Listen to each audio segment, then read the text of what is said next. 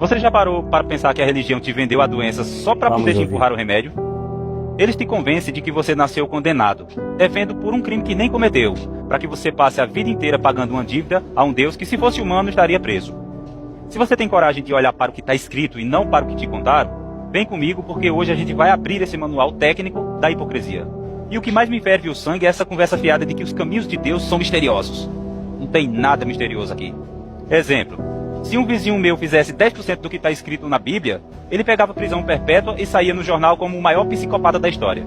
Mas como está em papel bíblico e em letras bonitas, a galera baixa a cabeça e chama de justiça divina.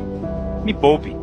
A verdade é que esse Deus do Velho Testamento não parece um pai, parece um chefe de milícia. Ele demarca território, manda exterminar a concorrência, incluindo os bebês e os animais, e ainda exige que você o adore enquanto ele limpa o sangue da espada. E a desculpa do contexto cultural é o maior pano passado da humanidade. Se a cultura justifica a crueldade de Deus, então Deus é escravo da cultura? Ele não era o todo-poderoso e imutável?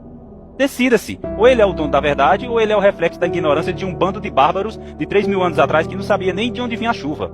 E olha a genialidade do golpe, o pecado original. Isso é tática de estelionatário. Os caras te convencem de que você já nasce com o nome do Serasa espiritual por causa de uma fruta que uma mulher comeu numa fábula. É o modelo de negócio perfeito. Eu te convenço que você está doente de morte e depois te vendo a cura. Mas a cura só funciona se você me pagar e me obedecer a vida inteira.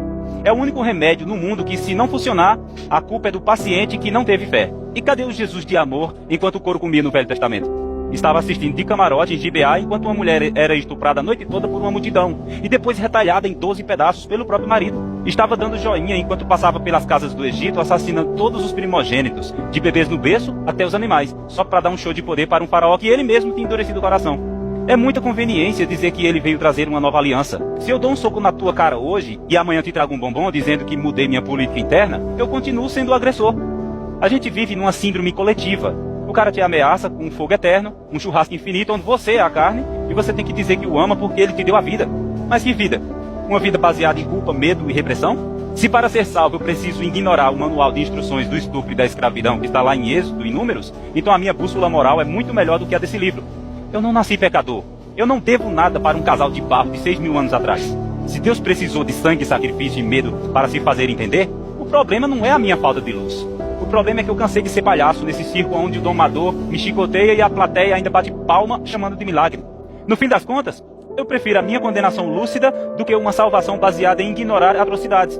Se para amar a Deus eu preciso odiar a minha inteligência e aceitar o manual de estupro e da escravidão como cultura, eu escolho a minha humanidade. Eu não nasci devendo nada ao passado. Eu nasci para ser livre no presente. O maior pecado que existe não é desobedecer a um livro, é desobedecer à própria consciência.